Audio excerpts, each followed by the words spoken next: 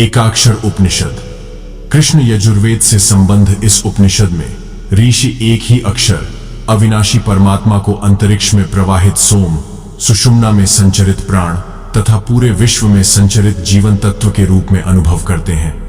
उन्हें ही विघ्न नाशक अरिष्टनेमि से लेकर कुमार कार्तिकेय के रूप में सक्रिय देखते हैं। उसी परमात्म तत्व को इंद्र, रुद्र, सूर्य आदि की विशेषताओं के रूप में तीनों गुणों, चारों वेदों तथा चराचर जगत में समव्याप्त देखते हुए साधकों को उसी एकमात्र अविनाशी की उपासना द्वारा अविद्याजन्य भ्रमों का उच्छेदन करके जीवन मुक्त ज्योति स्वरूप हो जाने का उपदेश दिया गया है।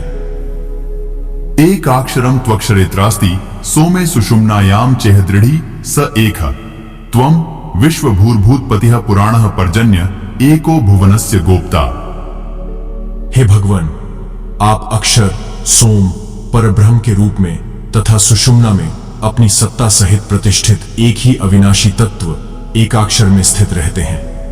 आप ही विश्व के कारण रूप, प्राणी मात्र के स्वामी, पुराण पुरुष एवं सभी रूपों में विद्यमान हैं।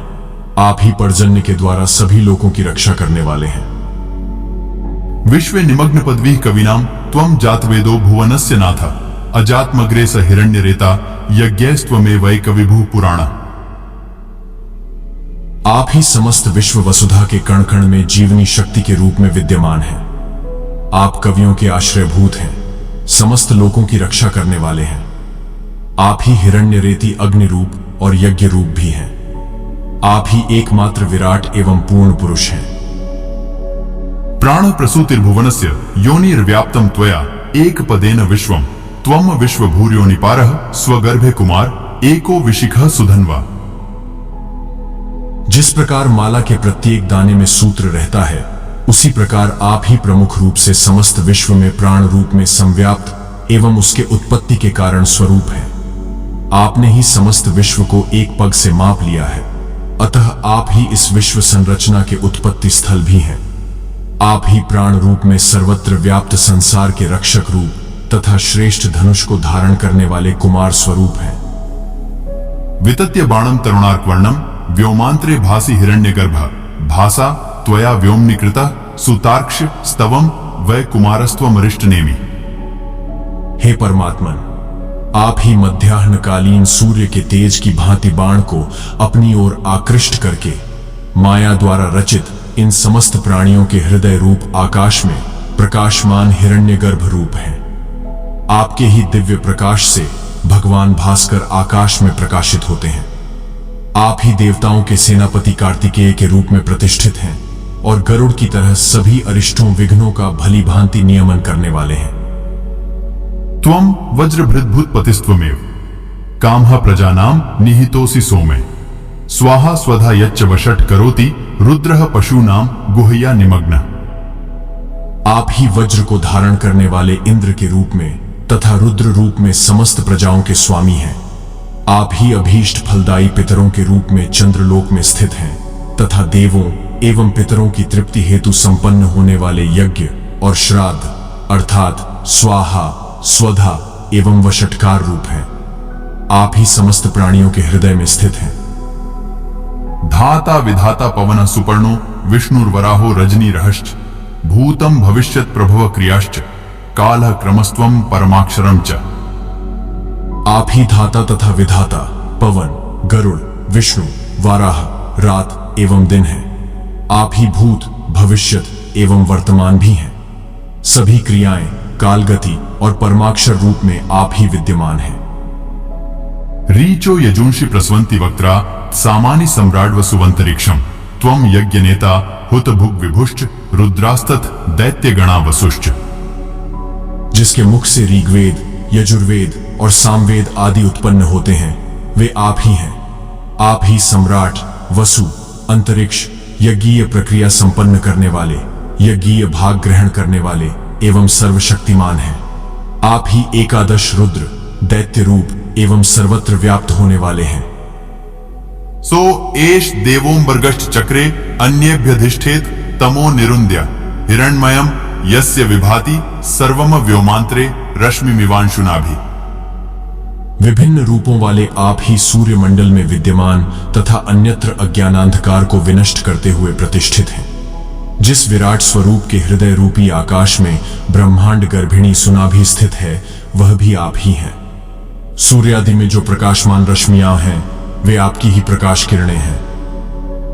सो सर्ववेत्ता भुवनस्य गोप्ता ताभिः प्रजानाम निहिता जनानाम प्रोता त्वमोता विचित्तिः क्रमाणाम प्रजापतिश्छंदमयो विगर्भा।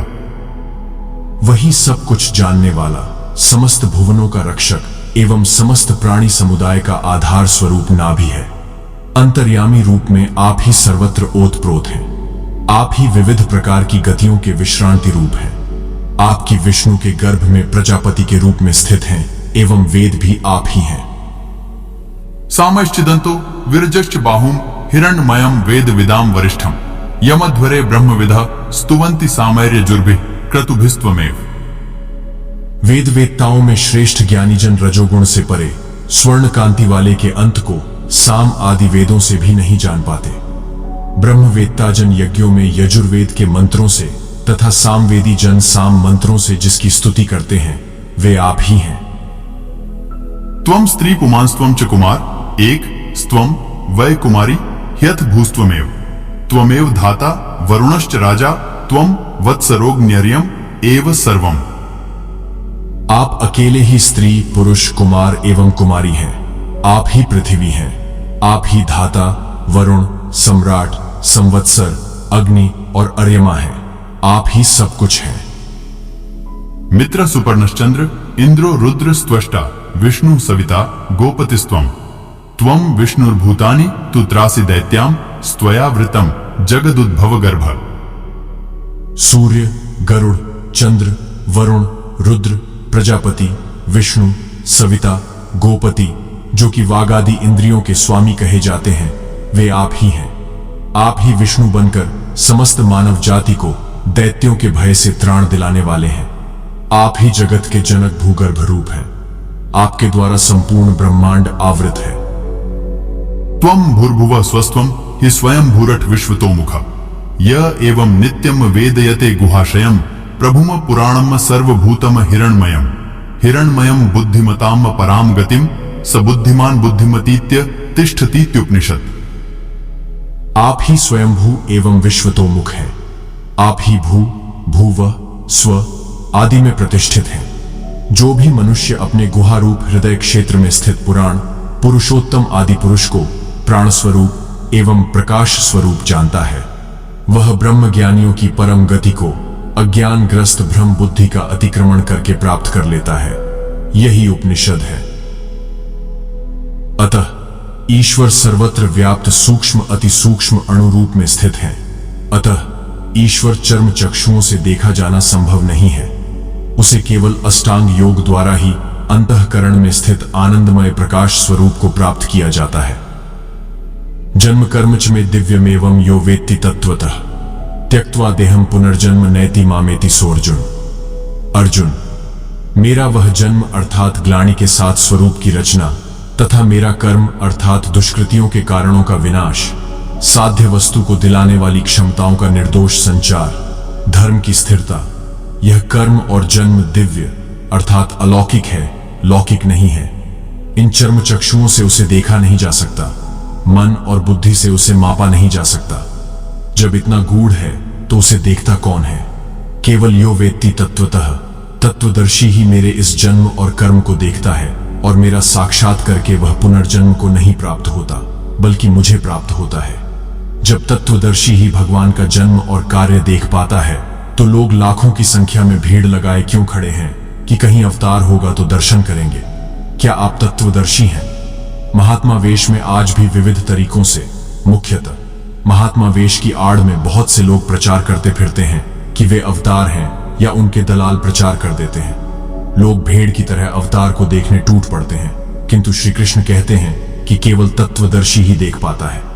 अब तत्वदर्शी किसे कहते हैं? अध्याय 2 में सत असत का निर्णय देते हुए योगेश्वर श्री कृष्ण ने बताया, अर्जुन, असत वस्तु का अस्तित्व नहीं है और सत का तीनों कालों में कभी अभाव नहीं है। तो क्या आप ऐसा कहते हैं? उन्होंने बताया, नहीं, तत्वदर्शियों ने इसे देखा। न किसी भाषाविद ने देखा, न किसी समृद्धशाली ने देखा। यहां पुनः बल देते हैं कि मेरा आविर्भाव तो होता है, लेकिन उसे तत्वदर्शी ही देख पाता है। तत्वदर्शी एक प्रश्न है। ऐसा कुछ नहीं कि 5 तत्व हैं, 25 तत्व हैं। इनकी गणना सीख ली और हो गए तत्वदर्शी। श्री कृष्ण ने आगे बताया कि आत्मा ही परम तत्व है। आत्मा परम से संयुक्त होकर परमात्मा हो जाता है। आत्म साक्षात्कार करने वाला ही इस आविर्भाव को समझ पाता है। सिद्ध है कि अवतार किसी विरही अनुरागी के हृदय में होता है। आरंभ में उसे वह समझ नहीं पाता कि हमें कौन संकेत देता है, कौन मार्गदर्शन करता है, किंतु परम तत्व परमात्मा के दर्शन के साथ ही वह देख पाता है, समझ पाता है और फिर शरीर को त्याग कर पुनर्जन्म को प्राप्त नहीं होता। श्री कृष्ण ने कहा कि मेरा जन्म दिव्य है, इसे देखने वाला मुझे प्राप्त होता है। तो लोगों ने उनकी मूर्ति बना ली, पूजा करने लगे, आकाश में कहीं उनके निवास की कल्पना कर ली। ऐसा कुछ नहीं है।